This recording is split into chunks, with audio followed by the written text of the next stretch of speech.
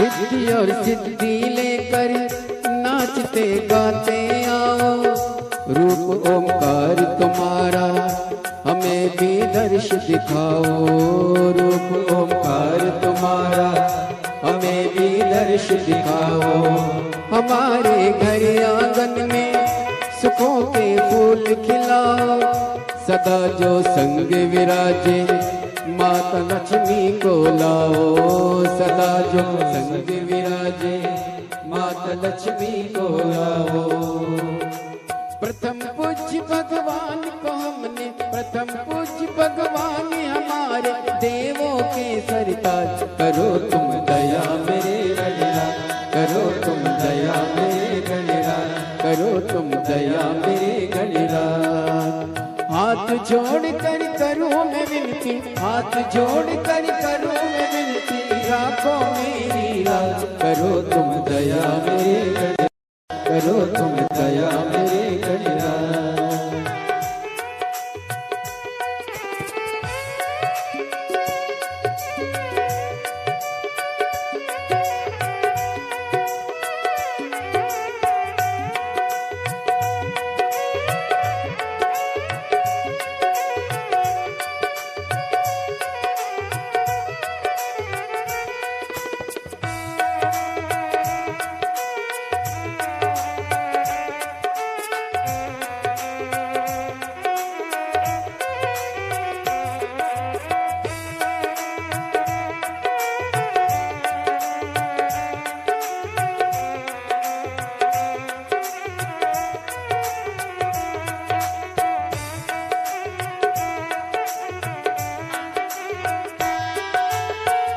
नजर इस ओर करो अब, ये मेरा जन्म सवारो, सुनो मेरे नाथ गजानन, विघ्न सब मेरे टारो, सुनो मेरे नाथ गजानन, विघ्न सब मेरे टारो।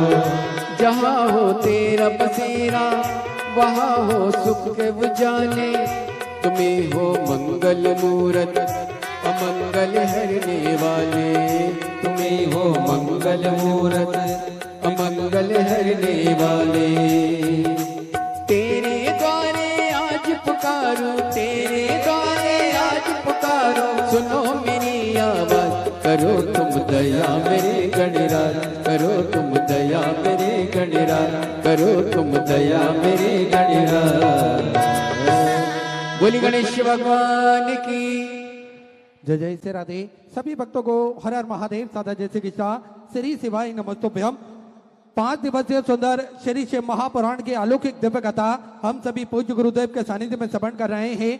निश्चित ही यह हम सभी का सौभाग्य है, बाबा भोलेनाथ की कृपा से हम सभी को आस्था चैनल के माध्यम से, यूट्यूब फेसबुक के माध्यम से और मीरा भयंदर मुंबई महाराष्ट्र की इस पावन धारा से सुंदर अलौकिक दिव्य कथा श्रवण करने का शुभ अवसर प्राप्त हुआ और निश्चित ही बधाई के पात्र है कथा के मुख्य आयोजक श्री निरंजन जी मौर्य, कथा के मुख्य जजमान माननीय नामदार परिवहन मंत्री महाराष्ट्र शासन से श्री प्रताप इंद्राबाई बाबूराव जी सरनाईक, श्रीमती परिचा प्रताप जी सरनाईक, श्री बिहंग प्रताप जी सरनाईक, श्रीमती अनाहिता बिहंग जी सरनाईक, चिरंजीवी समर बिहंग जी सरनाईक, श्री पूर्वज परिचा प्रताप जी सरनाईक, श्रीमती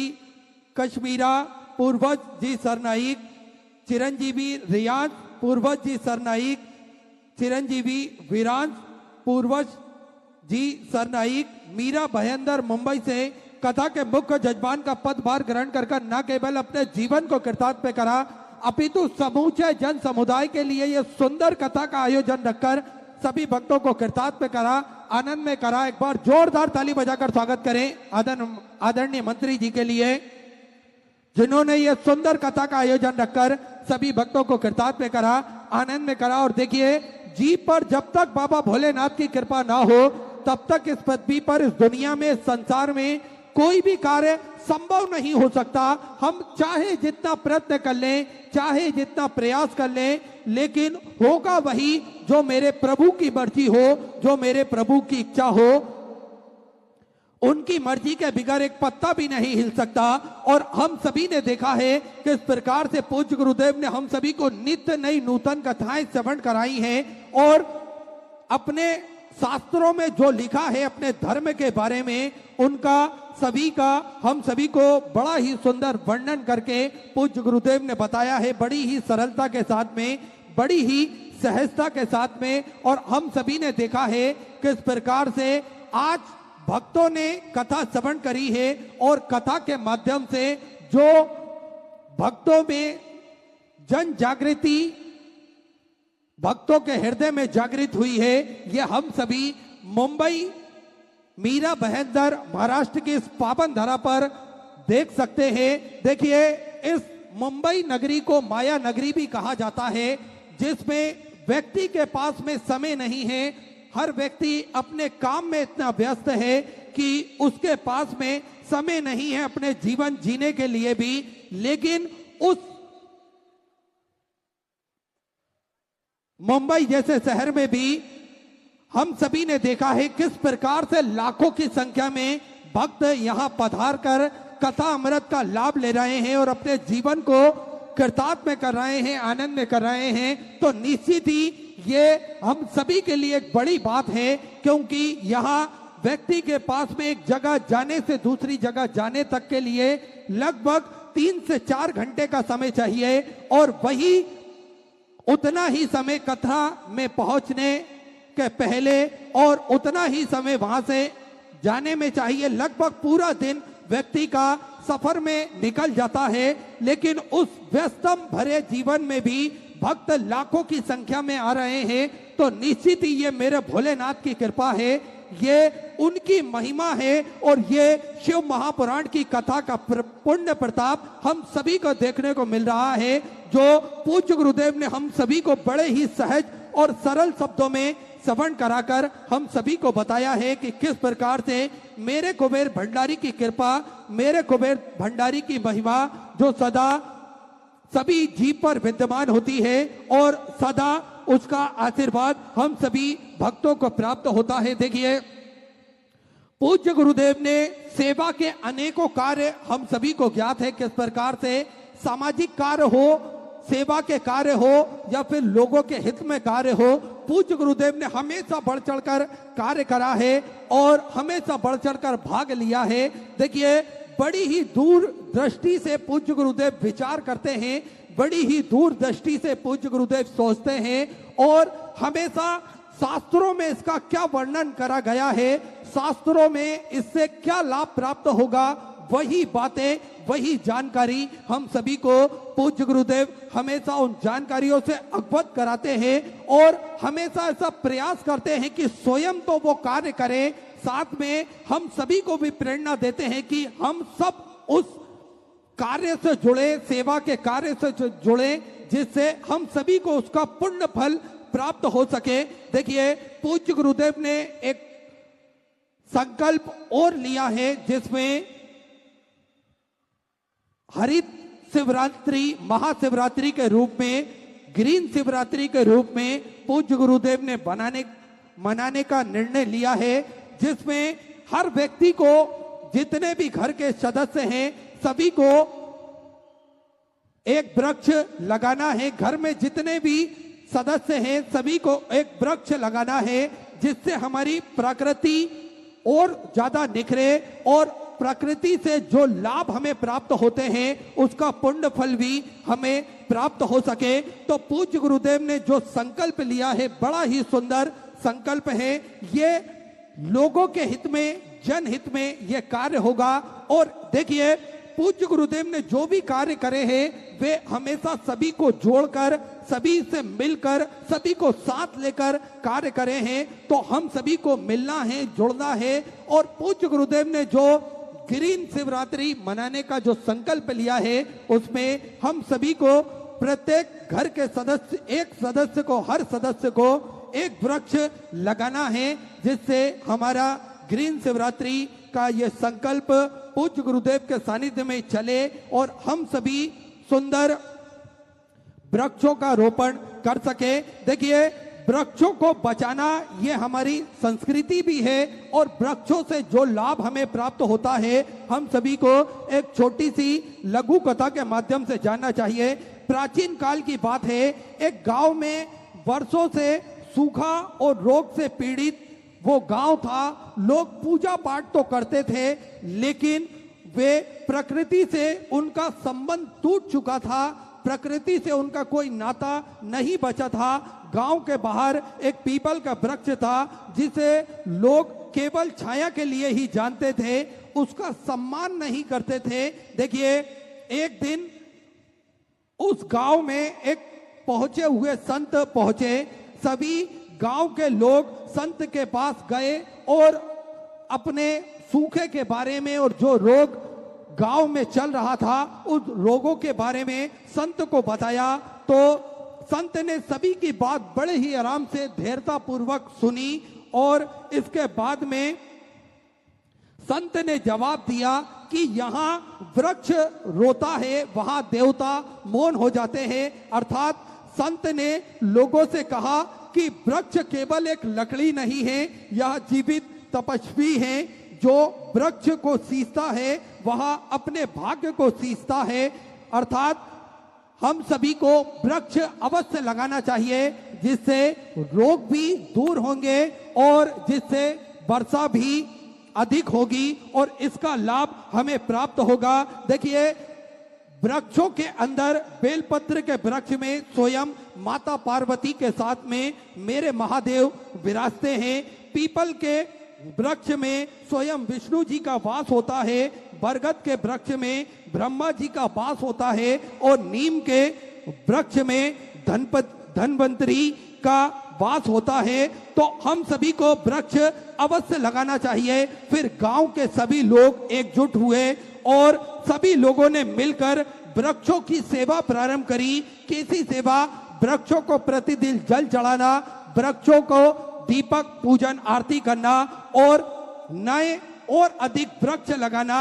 इससे गांव वालों को क्या लाभ प्राप्त हुआ कि वहां पर वृक्ष लगाने के बाद में, वृक्षों की रक्षा करने के बाद में कुछ ही समय बीता था। इसके बाद में जब जल वृष्टि हुई तो बड़ी ही अधिकता में वो जल वृष्टि हुई और जल वृष्टि से उनके गांव में जो रोग थे वो भी घटे। साथ में गांव फिर से हरा भरा हुआ और गांव में फिर से खुशहाली आई। इससे एक बात हम सभी को सीखने को मिलती है कि प्रकृति की जितनी रक्षा हम करते हैं उतनी ही प्रकृति हमारी भी रक्षा करता है। और जो व्यक्ति वृक्षों की रक्षा करता है, समझो वो आने वाली पीढ़ियों की रक्षा करता है। वृक्ष काटना केवल पर्यावरण का ही नहीं, धर्म का भी हनन कहलाता है। इसलिए हमेशा वृक्षों की रक्षा करें। वृक्षो रक्षति रक्षता। अगर हम वृक्ष की रक्षा करेंगे तो वृक्ष हमारी आने वाली पीढ़ियों की भी रक्षा करेगा। इसलिए हम सभी को जुड़ना है। और इसी बीच में पूज्य गुरुदेव का शुभ मंगल आगमन हो चुका है। सुंदर गुरु वंदना के साथ में आज कथा के हम सभी दूसरे दिवस में प्रवेश करेंगे। जय जय श्री राधे, हर हर महादेव, श्री शिवाय नमस्तुभ्यं। गुरुर्ब्रह्मा गुरुर्विष्णु गुरुर्देवो महेश्वरा गुरुर्साक्षात् परब्रह्म तस्मै श्री गुरुवे नमः।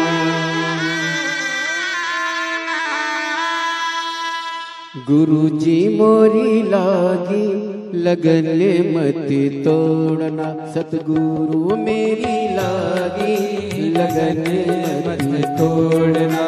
गुरुजी मोरी लागी लगन मत तोड़ना, गुरुजी मोरी लागी लगन मत तोड़ना। लागी लगन मत तोड़ना हो प्यारे, लागी लगन मत तोड़ना। गुरुजी मोरी लागी लगन मत तोड़ना, गुरुजी मोरी लागी लगन मत तोड़ना। जल है गहरा नाव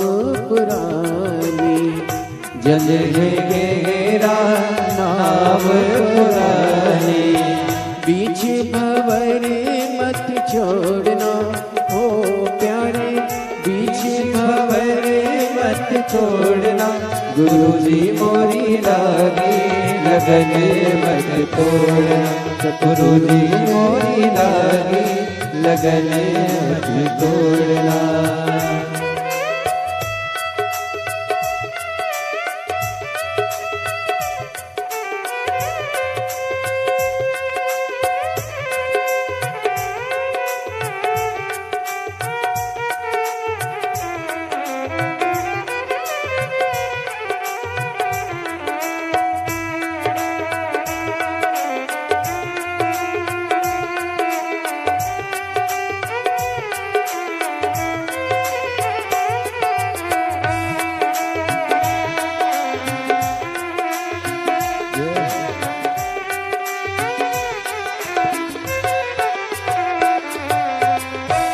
बोली गुरुदेव भगवान की जय। जय जय से राधे। सभी भक्तों को हर हर महादेव, साधा जय श्री कृष्णा, श्री शिवाय नमस्तोभ्यम।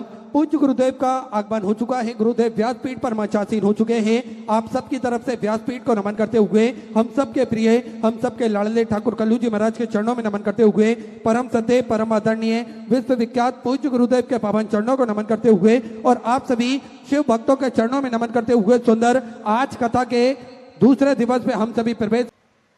हर हर हर हर। मैं भाषण नहीं करूंगा, सिर्फ इतना ही कहूंगा। इतने बड़े पैमाने पे हमारे जो भक्तगण यहाँ पे उपस्थित है, सबको नमन करता हूँ।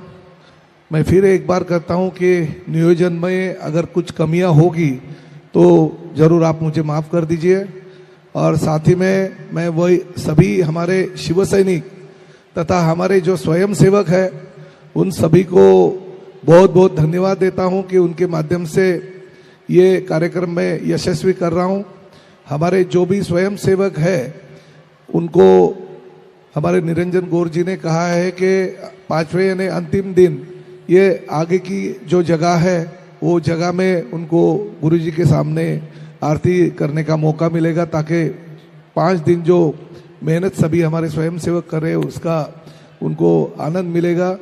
मैं फिर एक बार आप सभी लोगों को बहुत बहुत धन्यवाद देता हूं कि पूज्य गुरु जी की कथा सुनने के लिए आप इतने बड़े पैमाने पे, सिर्फ मीरा भाईंदर नहीं बल्कि ठाणे हो, वसई विरार हो, नवी मुंबई हो, कल्याण डोंबिवली हो या ज़्यादातर मुंबई और राज्य से ही नहीं बल्कि राज्य के आसपास के जो भी राज्य है वहाँ से भी, गुजरात से, कोई MP से बहुत बहुत लोग यहाँ पे आए।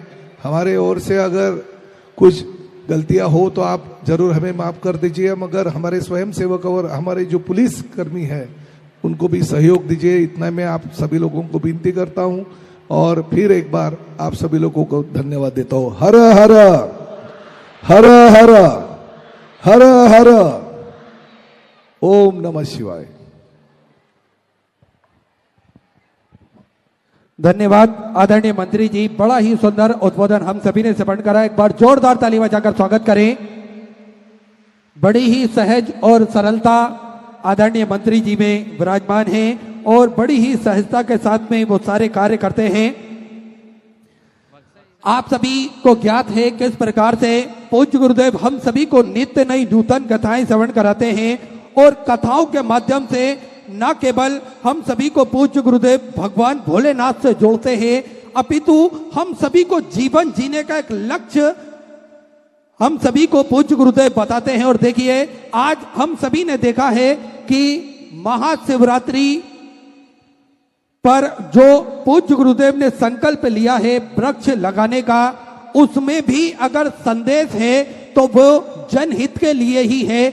आज अगर पूज्य गुरुदेव हमको कोई भी बात बताते हैं तो निश्चित ही उससे न केवल हमारा हित होता है, अपितु पूरी समाज का, पूरे वर्ग विशेष का, सभी लोगों का हित होता है। इसलिए पूज्य गुरुदेव ने हम सभी को शास्त्रों में जो बातें लिखी है उन बातों का सही उच्चारण कर हम सभी को पूज्य गुरुदेव ने बड़ी ही सरलता के साथ में हम सभी को जोड़ा है और शिव महापुराण की कथा श्रवण कराकर हम सभी को लाभान्वित करा है। आज देखिए मीरा बहंदर मुंबई महाराष्ट्र की इस पावन धरा पर अगर लाखों का जन समुद्र देखने को मिल रहा है तो ये केवल और केवल शिव महापुराण की कथा का पुण्य प्रताप है। ये एक लोटा जल की महिमा का पुण्य प्रताप है और ये निश्चित ही पूज्य गुरुदेव की वाणी का प्रताप है, जिसमें स्वयं मेरे महादेव आकर विराजमान होते हैं और हम सभी को शिव महापुराण के रूप में जो कथा श्रवण कराते हैं उससे निश्चित ही हम सभी का जीवन सुधरता है, हम सभी का जीवन संवरता है। और देखिए आज एक लोटा जल की महिमा पूरे विश्व भर के लोगों ने जानी है। पूरे जो भी इस पृथ्वी लोक पर रहते हैं, अगर एक लोटा जल की महिमा जानी है तो निश्चित ही अपने जीवन में उतारने के बाद में नियमित रूप से भोलेनाथ पर एक लोटा जल चढ़ाया है तो वह व्यक्ति से हम पूछ सकते हैं, हम उससे उसका अनुभव जान सकते हैं कि किस प्रकार से एक लोटा जल की महिमा होती है और किस प्रकार से पूज्य गुरुदेव ने हम सभी को बड़ी ही सरलता के साथ में महादेव की भक्ति से जोड़ा है। आज भोलेनाथ की ये सुंदर कथा हम सभी कथा के दूसरे दिवस में प्रवेश करेंगे और पूज्य गुरुदेव ने हम सभी को ग्रीन शिवरात्रि का एक बड़ा ही सुंदर प्रकल्प बताया है, जिसमें हम सभी को जोड़ना है, हम सभी को अपने घर के आसपास में वृक्ष लगाना है और उन वृक्षों की देखभाल भी करना है। देखिए वृक्ष लगाने से क्या होगा कि इससे स्वयं एक जलवायु तो सुरक्षित होगी, साथ में हम सभी को महादेव का आशीर्वाद भी प्राप्त होगा, क्योंकि स्वयं प्रकृति की रक्षा मेरे महादेव करते हैं। हम कभी उनके जो महादेव धारण करते हैं उनके अगर एक एक बातों को जानेंगे तो निश्चित ही हमें एक सुंदर एक संकल्प मिलता है, हम सभी को एक बड़ा ही अनुभव मिलता है, एक हम सभी को उद्देश्य मिलता है कि मेरे महादेव ने प्रकृति की रक्षा भी करी है, साथ में हम सभी को प्रकृति से जोड़ने का प्रयास भी करा है। तो पूज्य गुरुदेव ने जो संकल्प लिया है उस संकल्प में हम सभी को जोड़ना है। वृक्ष रक्षिति रक्षता, अर्थात जो वृक्षों की रक्षा करता है वृक्ष उसकी और उसके आने वाली पीढ़ी की भी रक्षा करती है। तो इसलिए हम सभी को महाशिवरात्रि के पावन उपलक्ष्य में जो 14 फरवरी से 20 फरवरी के बीच में पूज्य गुरुदेव हम सभी को रुद्राक्ष महोत्सव के रूप में कुबेर भंडारी की पावन धरा पर मनाते हैं और उसी प्रकल्प से जुड़ा हुआ एक संकल्प और पूज्य गुरुदेव ने लिया है। हम सभी को मिलकर ग्रीन शिवरात्रि बनाना है और घर के प्रत्येक सदस्य को एक वृक्ष लगाना है।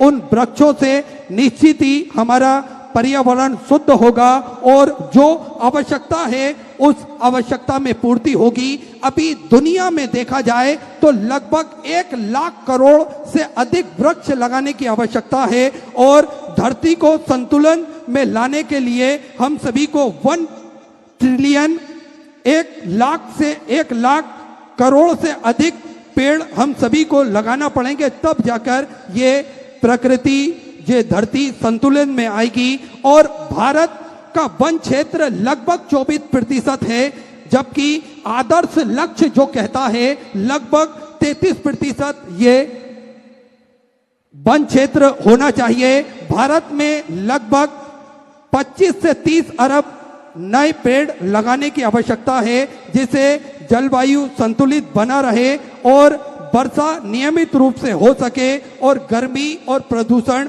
कम हो सके। तो हर व्यक्ति को वृक्ष लगाना है और इस संकल्प को हम सभी को साकार करना है। देखिए हम सभी को एक मन में संकल्प लेना पड़ेगा कि मैं संकल्प लेता हूं या लेती हूं कि आने वाली महाशिवरात्रि पर हम सभी को मिलकर ग्रीन महाशिवरात्रि मनाना है और परिवार के प्रत्येक सदस्य को गुरु जी के सानिध्य में एक वृक्ष अपने घर के आसपास लगाना है और इस वृक्ष की देखभाल भी हम सभी को मिलकर करना है। ऐसा संकल्प हम सभी को मिलकर लेना पड़ेगा और हम सभी को इस क्षेत्र में निश्चित ही कार्य करना पड़ेगा।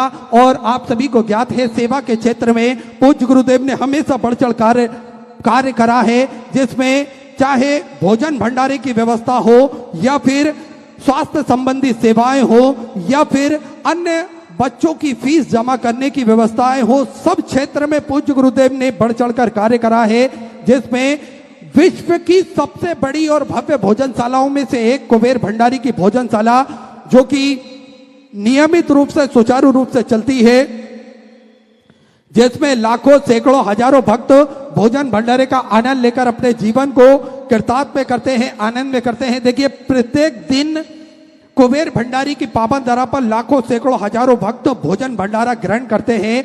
देखिए, ये भी एक सेवा का कार्य है और इसमें पूज्य गुरुदेव विगत कई वर्षों से ये सेवा का कार्य निःशुल्क रूप से करते आ रहे हैं। जो भी भक्त उस धरा पर पहुंचते हैं, सभी का मुख झूठा हो, सभी बाबा भोलेनाथ की कुबेर भंडारी की प्रसादी ग्रहण कर सके, इसलिए निःशुल्क रूप से ये भोजन भंडारा प्रतिदिन चलता है सुचारू रूप से।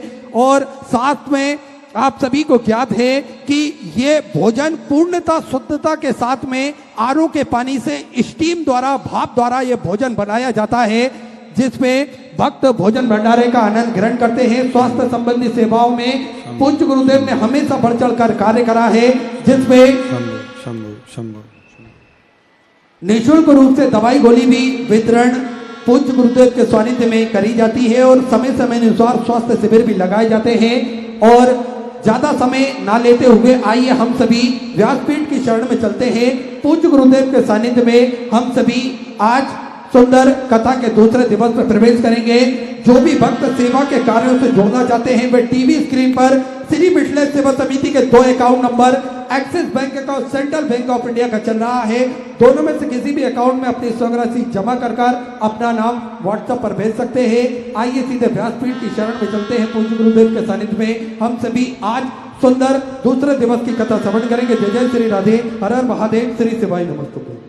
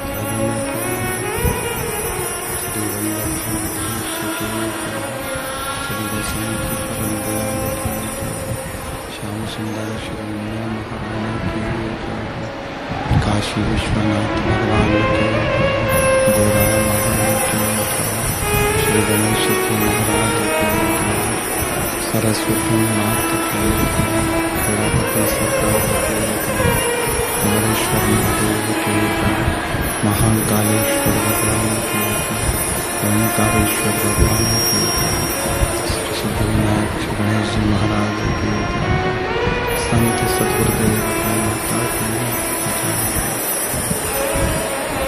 चिंता संतानहंकार यत्पदानो जैनवाक्ष्यनं तनिं चार्यानं प्रणमामि नमः। यदोतो जन्तुआ सर्वदुःखातिको भवेत्तमं सर्वदा वन्दे श्रीवल्लभनन्दन। अज्ञानतिमिरागास्य ज्ञानजशलाकया चक्षुरुन्मिलितं तस्मै श्रीगुरवे नमः। नमामि हृदयशेषिल्लाचद्विषाणं लक्ष्मीशास्त्रि समानं कलानिधि। चतुर्भीष्व चतुर्भीष्व चतुर्भीष्व त्रिस्तवास्विदाय देव स्वपञ्चराजविदाय नमः।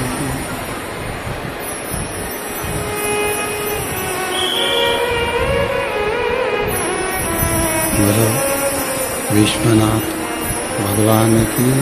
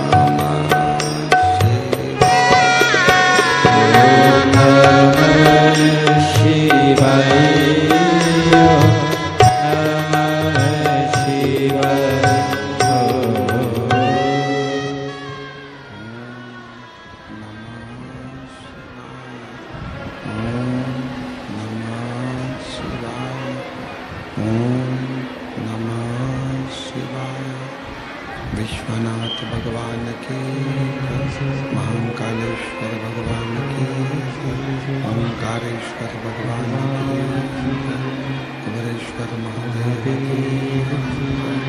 हर हर महादेव, हर हर महादेव, हर हर महादेव।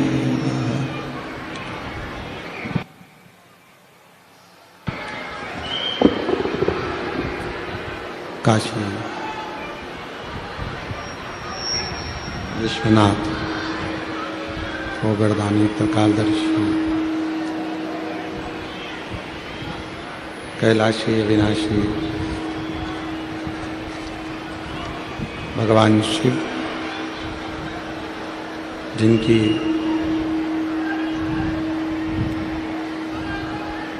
पुनीत पावन पवित्र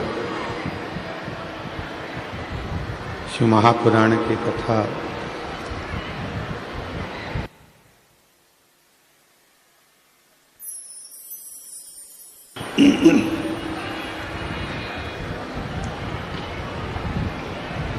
भगवान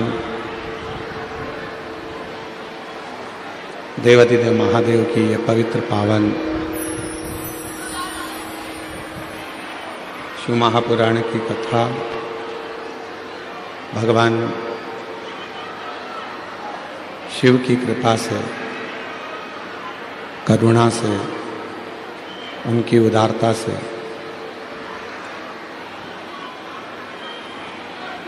मीरा भयंदर मुंबई महाराष्ट्र के इस पवित्र पावन प्रांगण में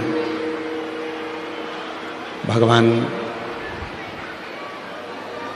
ओगरदानी की कृपा से ये पवित्र कथा 5 दिवसीय शिव महापुराण की कथा चल रही है, जिसका आज 2 दिवस है। कथा के मुख्य यजमान श्री प्रताप इंदरबाई बाबूराव सरनाइक जी, माननीय मानदार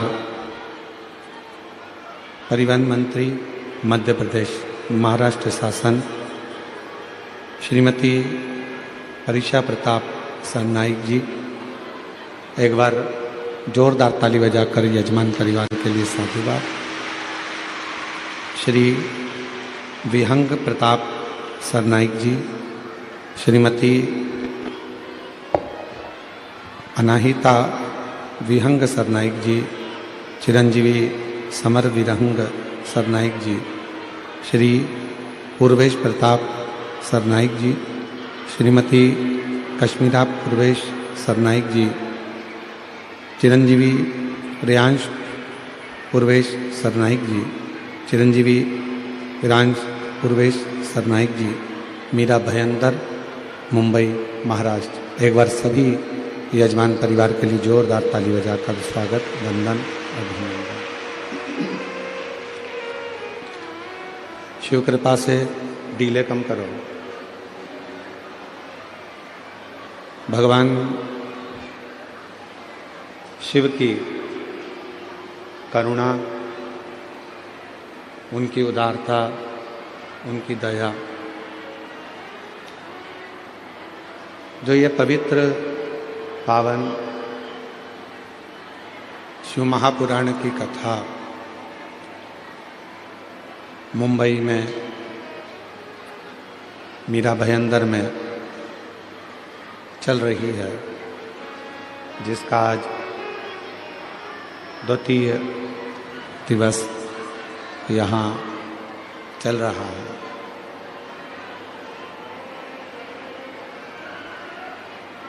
शिव की कृपा है, करुणा है, उनकी उदारता है,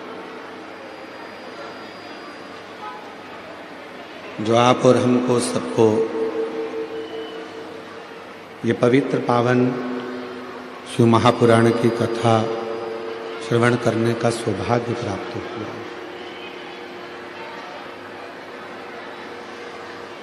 कथा मंडप में जितने भी शिव भक्त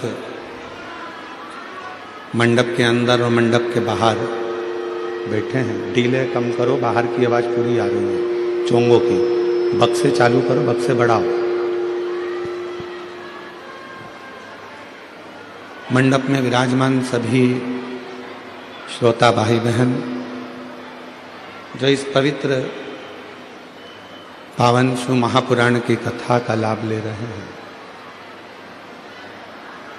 वो अपने जीवन को सार्थक कर रहे हैं।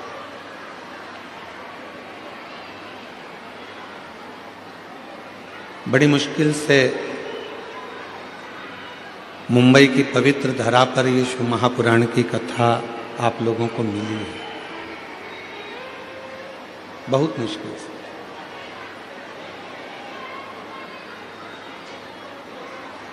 यजमान परिवार की थी, उसमें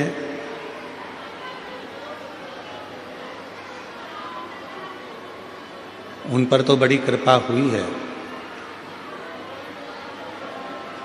पर उससे ज़्यादा कृपा मेरे भोले बाबा की आप सब पर हुई है, जो आप इस पवित्र कथा का लाभ लेने के लिए बैठे हैं।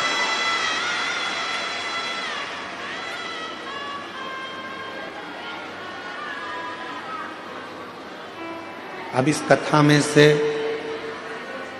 आप कितना ग्रहण करते हैं, कितना अपनी जिंदगी में उतारते हैं, यह आपके ऊपर निर्भर करता है।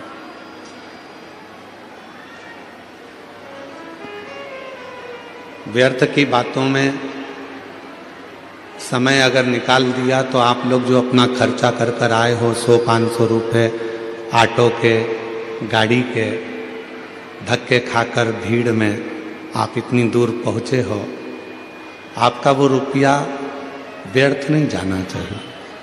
इस कथा को इतने दिल से सुनो कि दूसरी बार कथा के मंडप में बैठो तो बाबा आपकी करुणा कर कर यहाँ आपका पत्र लेकर आए।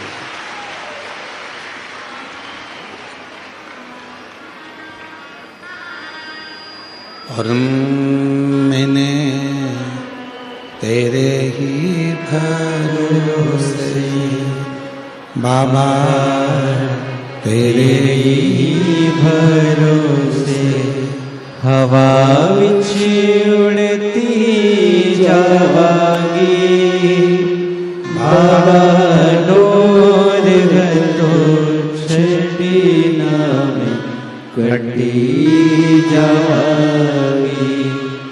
भोले मैं तेरी कदम, शंभू मैं तेरी पतंग, हवा बिछ उड़ती जावांगी, बाबा डोर घतो छड़ी नाम कटी जावांगी।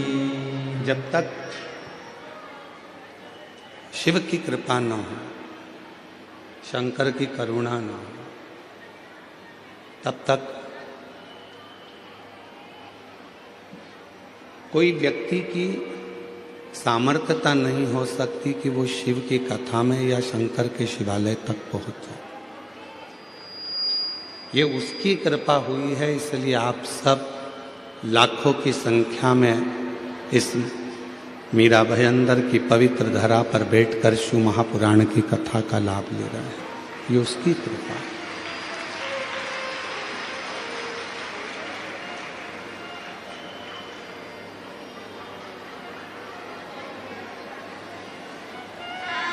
शिव के मंदिर में जाना या शिव की आराधना करना, साधना करना इतना सरल नहीं है।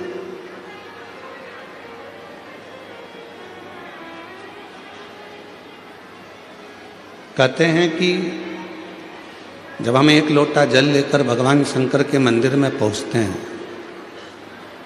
जब एक लोटा जल लेकर हम शिव जी के मंदिर में जाते हैं और भगवान देवाधिदेव महादेव को जब एक लोटा जल धीरे धीरे कर कर हम समर्पित करते हैं, उस जल चढ़ाने में,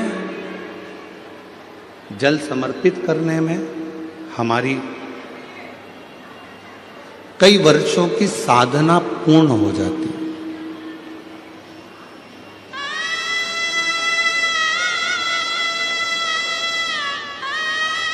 एक बार माता सती जी ने भगवान शिव जी से एक प्रश्न किया था।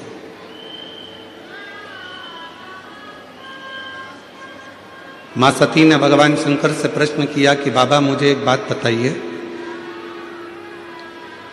कि दुनिया के लोग जब पूर्ण तरह से भटक जाते हैं और पूर्ण तरह से जब भटक गए फिर आखिरी में आपके पास जब पहुंचते हैं तो आप उनका उद्धार कैसे कर देते?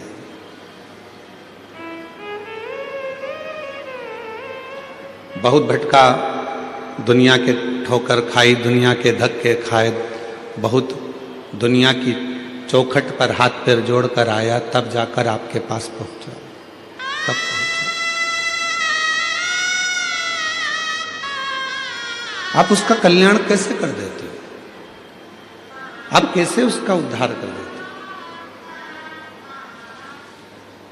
भगवान शिवजी ने माता सती से कहा, सती,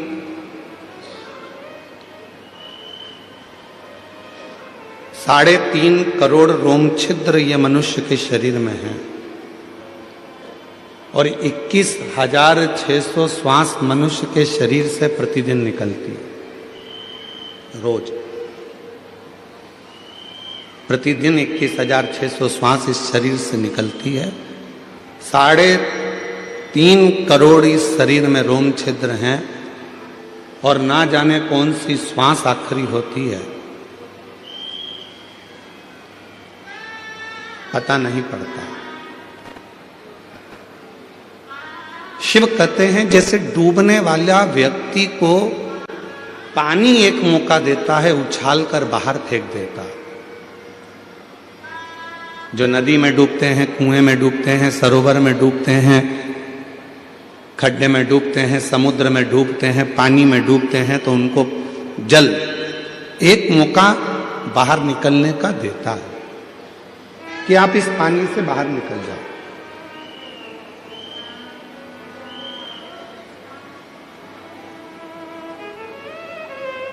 शंकर भगवान मां सती से कहते हैं जैसे पानी, जल डूबने वाले को एक मौका देता है पानी से बाहर निकलने का कि एक मौका मैं तुझे दे रहा हूं, निकल सके तो निकल।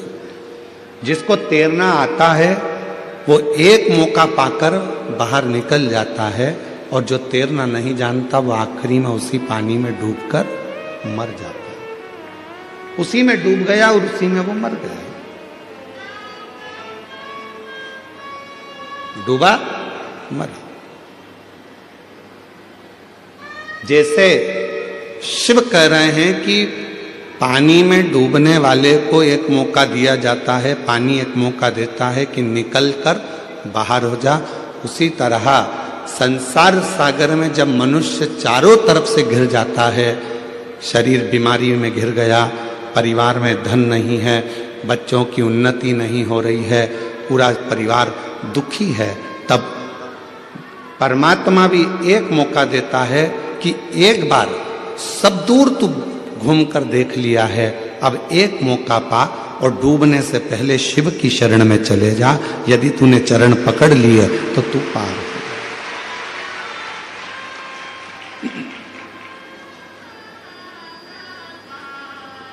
यदि तूने चरण पकड़ लिए तो तू पार हो गया, और यदि चरण नहीं पकड़े तो तू रह गया।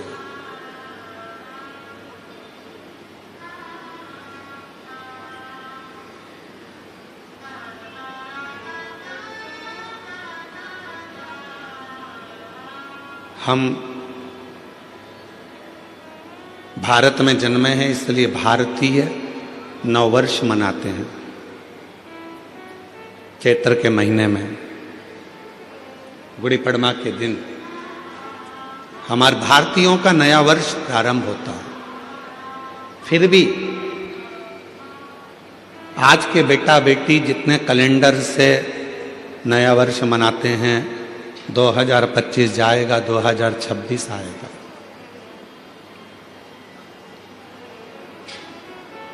शिव महापुराण की कथा इस 2025 में आपके मुंबई में हो रही है। जब अगला 2026 आए तो यहाँ पर जितने शिव भक्त बैठे हैं वो भगवान से ऐसी प्रार्थना कर कर जाना कि मेरे भोले बाबा हमको उस लायक बनाना कि एक बार हम भी अपनी मुंबई में शिव महापुराण की कथा खुद करें। इतना सामर्थ्यवान हमको बनाना। अब उतना सामर्थ्यवान बनने के लिए आपको 2 चीजें चाहिए। आप सब 2026 जब प्रारंभ हो तो 2 चीजें अपने पास में रखना। एक मेहनत और दूसरा महादेव अगर आपके पास में है तो आप 2026 में एक ना एक बार शिव पुराण की कथा जरूर करवा सकते हो। मेहनत और महादेव। आज व्यक्ति मेहनत से पीछे हट जाता है। शिव महापुराण की कथा कहती है दुनिया में ऐसा कोई कुर्सी नहीं, ऐसा कोई सिंहासन नहीं, ऐसा कोई पद नहीं जिस पे तुम नहीं बैठ सकते।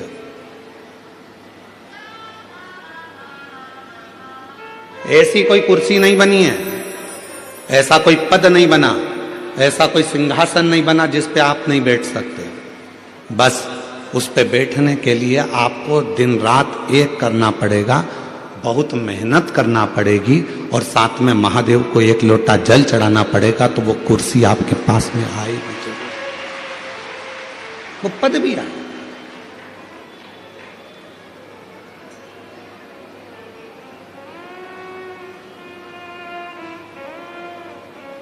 एक लाइन है, जो डर गया जम के बोलो वो मर गया। मेहनत से क्या डरना, विद्याध्ययन से क्या डरना, परिश्रम से क्या डरना।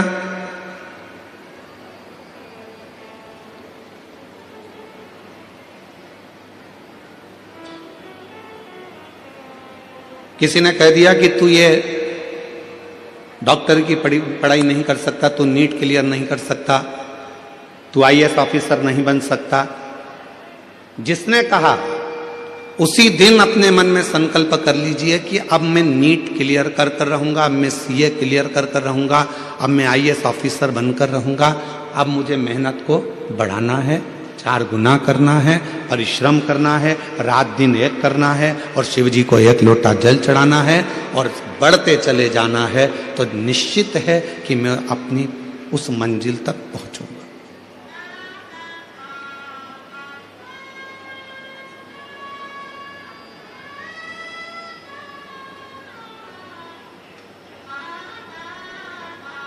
शिव पुराण करती क्या है? शिव महापुराण का कार्य क्या है? जो होश में है शिव पुराण उसमें जोश भरती है। किसको जोश भर रही है? जम के बोलो, जो होश में है। शिव पुराण क्या करती है? जो होश में है उसको जोश भरती है। होश कैसा? कई लोग होते हैं नशे में रहते हैं, उनको होश ही नहीं रहता। कोई धन के नशे में है, कोई सत्ता के नशे में है, कोई वैभव के नशे में है, कोई अपनी वाणी के नशे में है, कोई अपनी काया के नशे में है, कोई अहंकार के नशे में इतना चूर रहता है कि उसमें फिर होश नहीं रहता, उसमें होश नहीं रहता। इतना नशे में डूबा रहता है कि वो होश खो बैठता है, उसके अंदर होश नहीं रहता।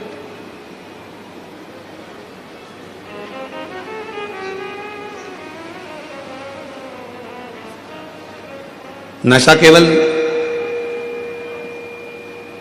मदिरा का, दारू का नहीं होता, नशा अहंकार का भी होता है, धन का भी होता है। और याद रखना,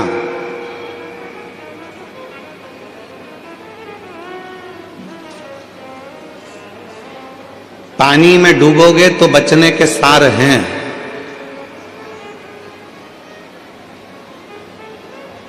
पानी में डूबोगे तो बच भी सकते हो, पर याद रखना दारू की प्याली में डूबोगे तो जिंदगी में कभी नहीं बच पाओगे। पानी में डूबने वाले को बचाया जा सकता है, पानी में डूबने वाले को रोका जा सकता है, पानी में डूबने वाले को थोड़ी सेफ्टी दी जा सकती है, पानी में डूबने वाले को बचाया जा सकता है, पर प्याली में डूबने वाले को बचाना कठिन हो जाता है, बहुत कठिन।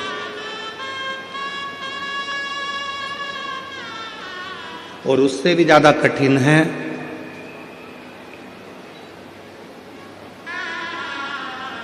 अहंकार के नशे में डूबने वाला व्यक्ति, अभिमत्ता में डूबने वाला व्यक्ति।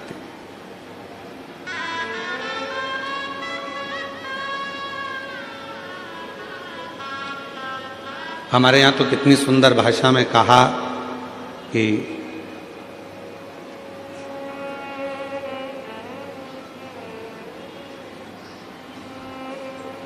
कोई भाग्य से, कोई किस्मत से ये शिव महापुराण की कथा अपने नगर में, अपने गांव में, अपने शहर में आती है।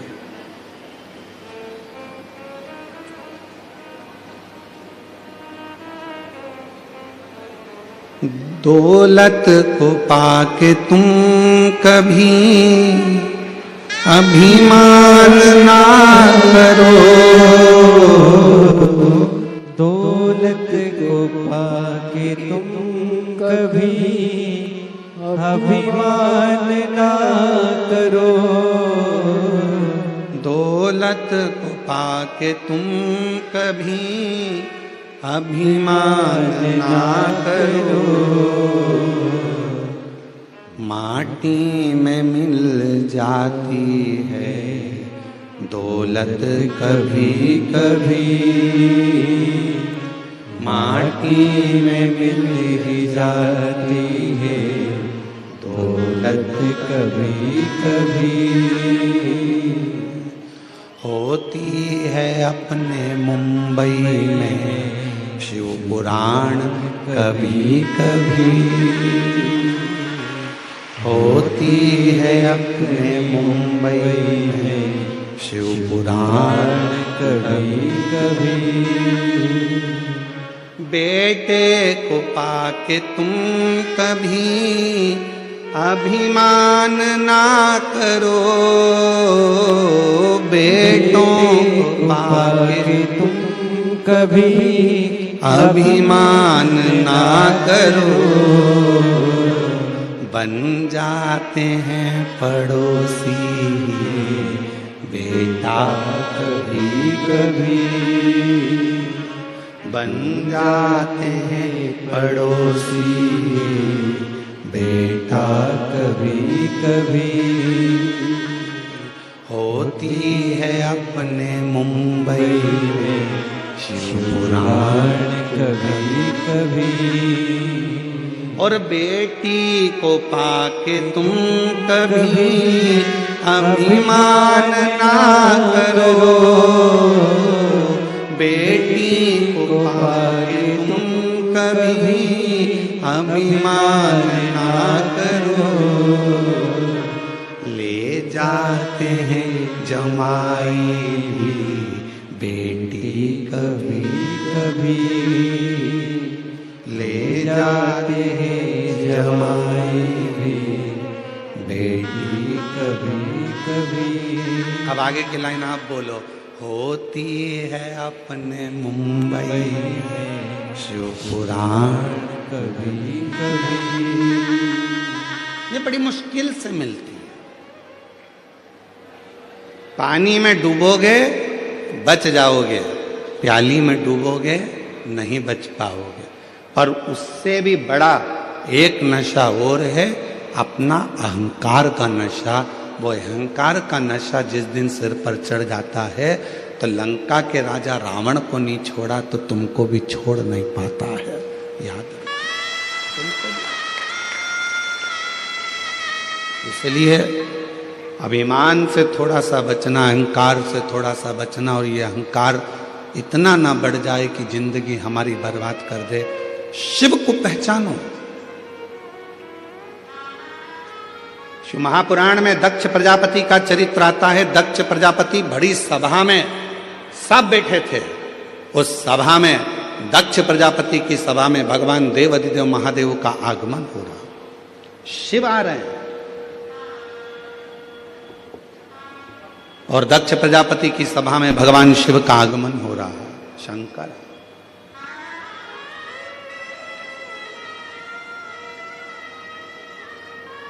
बीच में भगवान विष्णु जी मिल गए, शिव जी उनसे मिलने में रह गए। थोड़े आगे बढ़े तो ब्रह्मा जी मिल गए, ब्रह्मा जी से मिलने में रह गए। फिर और आगे बढ़े तो इंद्रदेव मिल गए, गरुण देव मिल गए, वरुण देव मिल गए। डीले कम कर दे बाबा। गरुण जी मिल गए, वरुण जी मिल गए, ऐसे सब मिलते गए तो भगवान शंकर उनमें मिलने में, सबसे मिलने में रह गए। और जो दक्ष प्रजापति था जो सिंहासन पर बैठा हुआ था, दक्ष प्रजापति ध्यान नहीं दे पाए और शिव जी ने भी उन पर ध्यान नहीं दिया और अपने सिंहासन पर जाकर भगवान देव अधिदेव महादेव बैठ गए। शिव बैठे, दक्ष प्रजापति उठकर खड़े हो गए, क्रोध में आ गए, हे शिव, मैंने अपनी बेटी सती का विवाह तेरे साथ में करा है, तुम्हारे साथ में सती को ब्याहाया है और तुम मेरे दामाद होकर तुमने मुझे प्रणाम नहीं किया।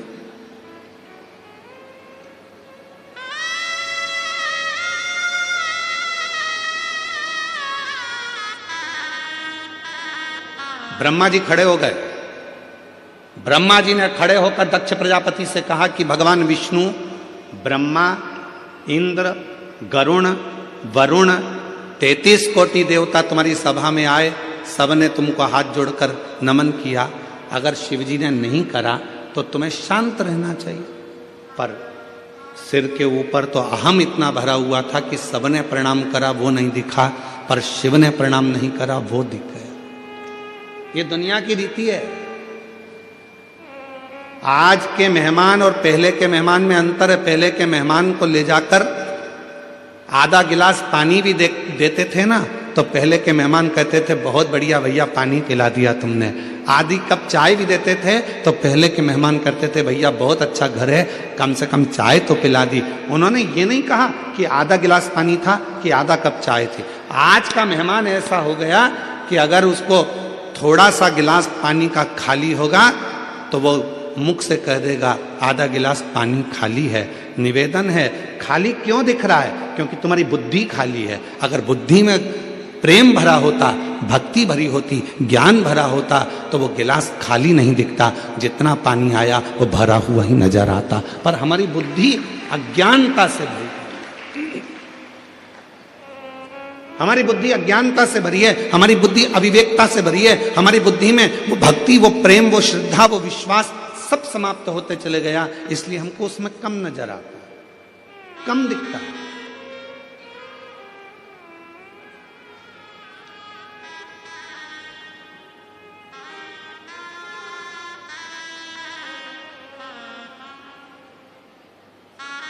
महाराज,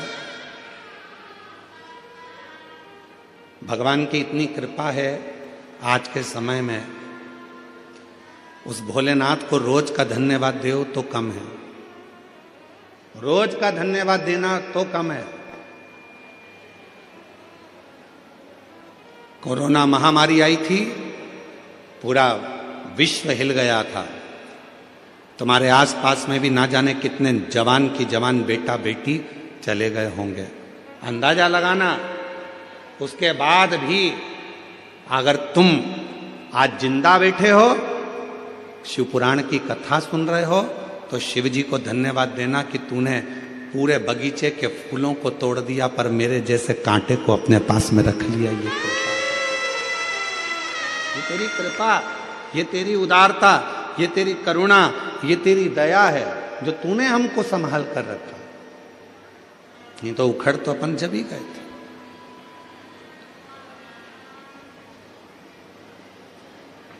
एक होती है गुलाब जामुन, एक होता है गुलाब का फूल।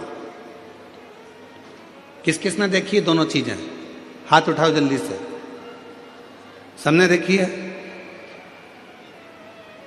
अरे बोलो तो जम के। क्या क्या? गुलाब जामुन और गुलाब का फूल। किसी पंडित जी से पूछना, किसी ज्योतिष आचार्य से पूछना, इन दोनों की राशि एक ही है। जो गुलाब जामुन की राशि है वही गुलाब के फूल की राशि है। दोनों में सबसे ज्यादा यश में कौन रहता है? गुलाब जामुन। मावे से बनती है खोए से, घी में तरबतर रहती है तलाकर। मावे को भी घी में तला जाता है, जो जिसमें घी भरा हुआ है वो घी के मावे की गुलाब जामुन को घी में तला जाता है, फिर घी में से निकालकर काय में डालते हैं? चाशनी में डालते हैं। कितनी तरबतर रहती है, घी में तरबतर, चाशनी में तरबतर, इलायची में तरबतर, केसर में तरबतर। इतनी सुख की जिंदगी जीती है गुलाब जामुन, और वो गुलाब का फूल कांटों में पैदा होता है, कांटों में बड़ा होता है, कांटों में रहता है, पर दोनों की राशि एक जैसी है। पर दोनों में अंतर क्या है? गुलाब जामुन भले चाशनी में रही हो, गुलाब जामुन भले घी में रही हो, पर खाने के बाद भ्रष्टा में चली जाती है, गंदगी में चली जाती है। और गुलाब का फूल भले कांटों में रहा हो, पर टूटने के बाद मेरे देव अधिदेव महादेव के चरणों में चला जाता है।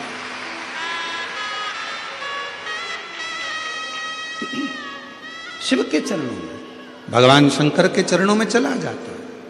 राशि एक ही है, गुलाब का फूल और गुलाब जामुन की राशि एक ही है, पर याद रखना सुख मिल रहा है वो परमात्मा से दूर है, दुख मिल रहा है परमात्मा के नजदीक है, परमात्मा के नजदीक।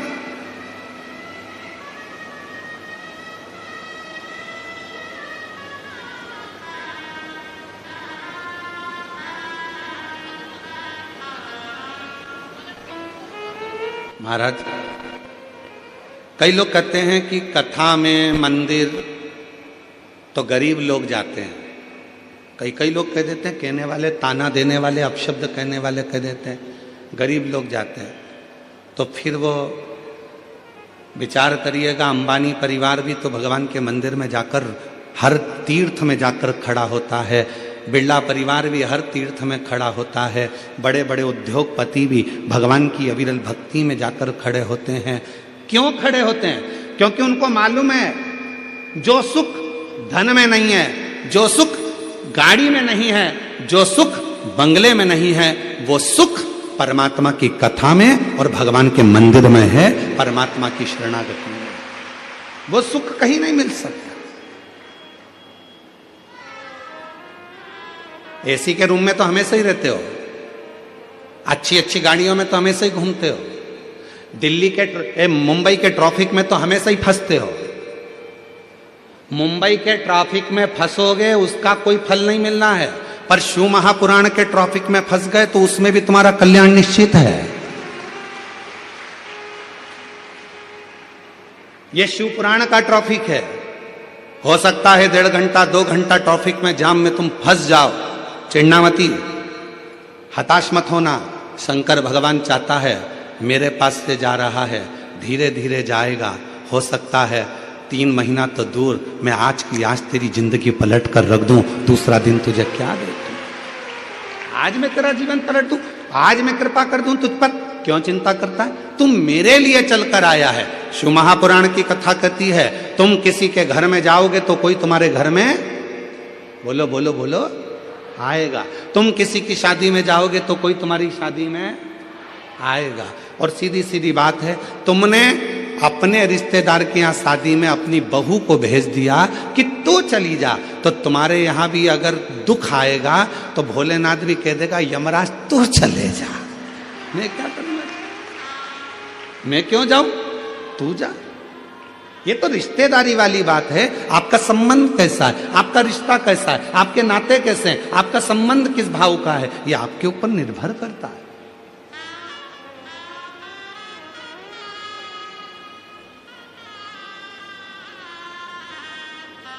आप उसके आश्रित होकर जिए।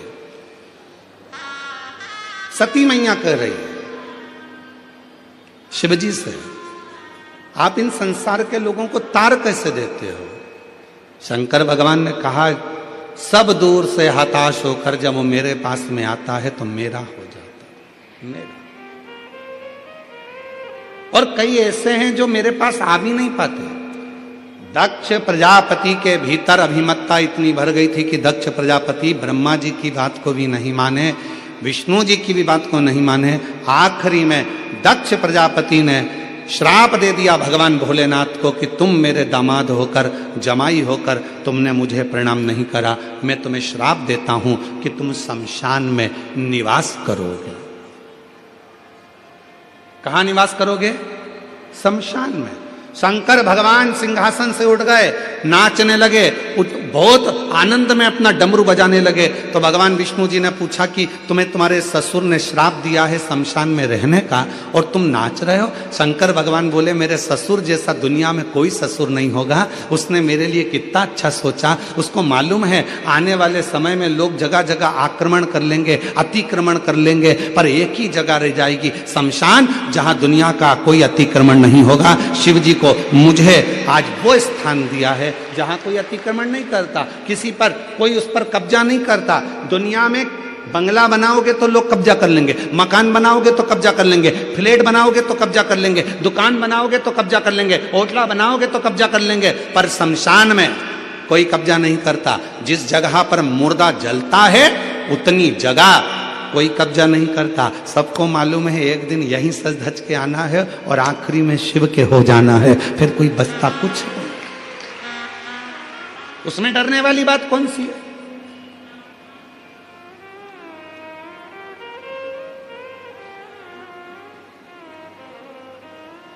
और तेरे भरोसे मेरी गाड़ी, तू जाने तेरा काम जाने, तेरे भरोसे मेरी गाड़ी तू जाने तेरा काम जाने, तू जाने तेरा काम जाने, तू जाने तेरा काम जाने, तू जाने तेरा काम जाने, तू जाने तेरा काम जाने, तेरे भरोसे मेरी गाड़ी तू जाने तेरा काम जाने।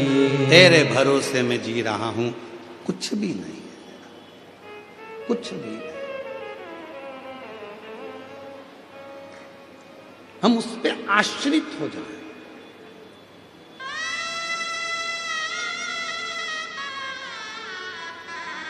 कितना कृपालु होगा जरा सोचिएगा मेरे देवादिदेव महादेव। एक मधुरा नाम की अप्सरा थी, बहुत सुंदर थी, बहुत सुंदर। इतनी सुंदर अप्सरा थी, इतनी सुंदर अप्सरा थी कि उसको कोई देख लेता था तो कहते हैं कि वो 100-200 साल तो वहीं एक जगह पर खड़ा रह जाता था। इतनी सुंदर अप्सरा थी मधुरा, इतनी सुंदर।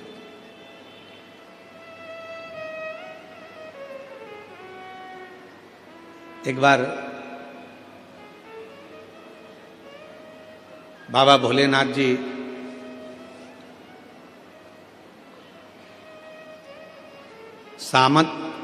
समाधि में लीन थे, साधना में लीन थे। बहुत तेज जलवृष्टि हो गई, बहुत तेज।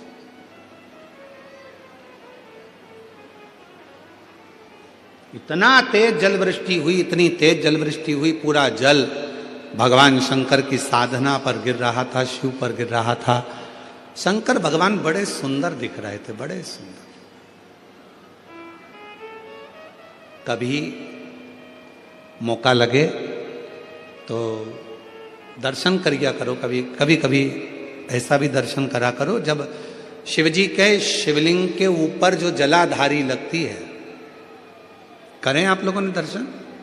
शिवजी के शिवलिंग के ऊपर जो जलाधारी होती है और जलाधारी में से बूंद बूंद पानी शंकर भगवान के ऊपर गिरता है, शिवजी के ऊपर गिरता है। कभी कभी उसका भी एक प्रेम से दर्शन करा करो, बहुत ध्यान से दर्शन करा करो कभी उसका। आप लोगों को पहले भी कहा कि जो जलाधारी होती है जिसमें से बूंद बूंद पानी गिरता है, वो शंकर भगवान की 5 लड़कियां हैं। कितनी बेटियां हैं? 5। सब लोग उसका नाम बोलेंगे। जया, विषहरा, श्यामली बारी, दौतली, देव। ये शंकर भगवान की 5 लड़कियां हैं जो शिवजी के ऊपर निरंतर एक एक बूंद पानी गिरा रही हैं। निरंतर जल गिर रहा है, निरंतर जल पड़ रहा है। कभी अगर मौका मिला करे तो एक बार जब आप शिव जी को जल चढ़ाने जाओ, लोटा भर के जल चढ़ाने जाओ, भगवान शंकर को जल अर्पित करने जाओ, तो कभी कभी अगर तुम्हारे थोड़ा सा समय तुमको तुम्हारे घर से अगर मिल जाए तो 2-5 मिनट शिव जी की जलाधारी में से जो पानी गिरता है उसका भी दर्शन करा करो, उसका दर्शन किया कभी कभी। और यहां तक शिव पुराण कहती है जलाधारी में से जब पानी गिर रहा हो और भगवान तुम्हारे हाथ में अगर कोई बेलपत्री का पत्ता हो, नहीं हो तो मंदिर की बेलपत्र जो चढ़ी चढ़ाई हो वो भी अगर आपने शिवलिंग पर चढ़ा दी और थोड़ी देर बैठ गए और बूंद बूंद पानी उस पर से गिर रहा है, थोड़ी देर वो जया विषहरा शामली बारी दौतली देव, वो बूंद बूंद पानी उसमें से गिर रहा है, उसको गिरने दो। और थोड़ी देर दर्शन करने के बाद उस बेलपत्र को डॉक्टर जिसको कह दे कि इसकी ब्लॉकेज ज्यादा है, इसका ऑपरेशन करना पड़ेगा, बाईपास करना पड़ेगा, डॉक्टर साहब से कहना मुझे 2 दिन दे दो मात्र, परसों के दिन बाईपास करा लूंगी या 2 दिन आप ट्रीटमेंट करो। 2 दिन जो शिव जी के जलाधारी में से पानी गिरता है, जया विषहरा शामली बारी दौतली देव जो पानी को गिरा रही होती हैं, उसके नीचे रखी हुई बेलपत्र को यदि जिसके हार्ट में प्रॉब्लम हो, जिसके थायराइड की प्रॉब्लम होती है, अगर वो बेलपत्र को अगर उस व्यक्ति को 2 दिन एक चढ़ी हुई बेलपत्र फिर एक चढ़ी हुई बेलपत्र 2 दिन खिला दीजिए और तीसरे दिन फिर जांच कराइए, डॉक्टर आपको बोलेगा कि अभी ऑपरेशन की जरूरत नहीं है, दवाइयों से आराम लग जाए, दवाइयों से आराम। डॉक्टर को जरूर दिखाओ, डॉक्टर का इलाज करवाओ, क्योंकि हमारे यहाँ शिव महापुराण में डॉक्टर को शिव का एक रूप कहा गया है, शंकर भगवान को डॉक्टर कहा गया है, क्योंकि शिव और डॉक्टर दोनों को विश्वास का प्रतिबिंब कहा गया। डॉक्टर का प्रतिबिंब विश्वास। एक पत्र है, अच्छा है,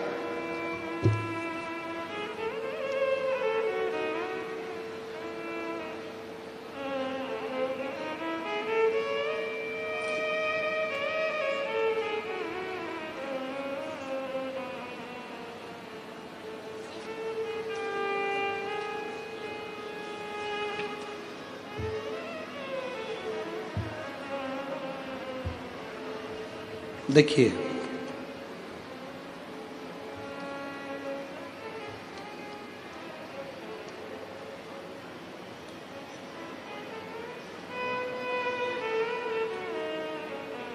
मेरा नाम साधना मिश्रा है, मेरे पति का नाम शिव शंकर मिश्रा है। मैं विरार पालघर महाराष्ट्र में रहती हूँ। कहीं बैठी हो तो हाथ हिला सकती हैं, अगर कहीं बैठी हो तो हाथ हिला सकती हैं। मेरा नाम साधना मिश्रा है, मेरे पति का नाम शिव शंकर मिश्रा है। मैं विरार पालघर महाराष्ट्र में रहती हूँ। कहीं बैठी हो तो हाथ हिला सकती हैं। आप ही हैं, आ जाइए, आ जाओ, एक बेलपत्र लेकर जाइएगा। गुरुजी, मैं बाबा की कृपा का क्या वर्णन करूं। 2022 में मेरे पति को कैंसर हो गया था। टाटा हॉस्पिटल मुंबई में मैंने दिखाया, डॉक्टर बोले 4थे स्टेज का कैंसर है, मात्र 6 महीने की इनकी उम्र है, तुम इनकी सेवा कर लो और इससे ज्यादा कुछ नहीं है। ऑपरेशन भी कराओगे, सफलता इसमें नहीं है, क्योंकि 4th स्टेज का है, ये नहीं बचेंगे, इनको आप घर ले जाओ।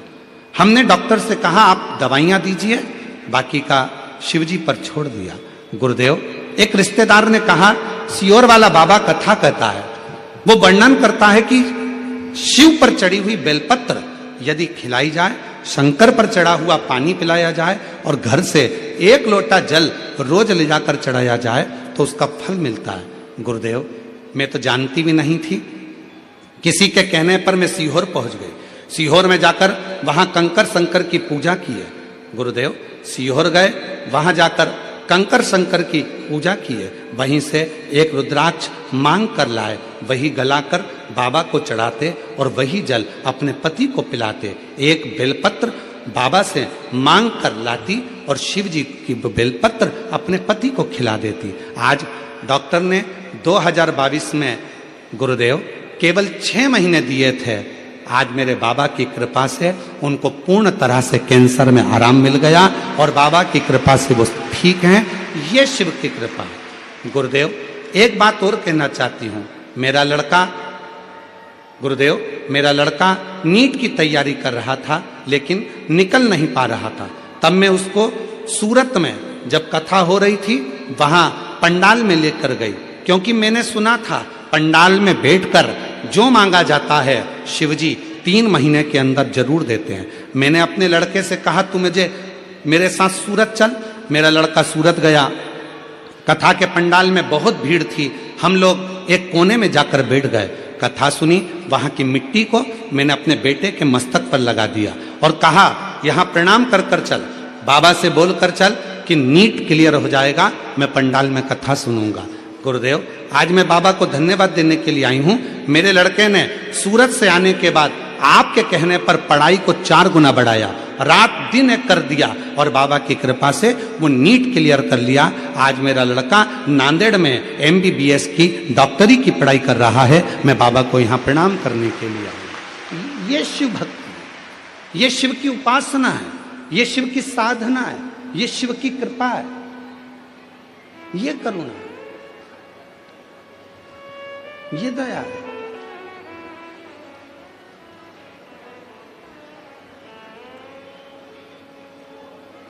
किस विश्वास के साथ आप आए हैं? क्या कहने के लिए बाबा के पास बैठे हैं? तुम्हारी मुंबई में बहुत कथा होती होगी, बहुत इवेंट होते होंगे, पर याद रखना ना तो ये कथा है और ना ये इवेंट है। यहाँ तो जितनी बेटियां और जितने बेटे आए हैं वो अपने पिता से, देवाधिदेव महादेव से बात करने के लिए आए हैं, अपने बाप से मिलने के लिए।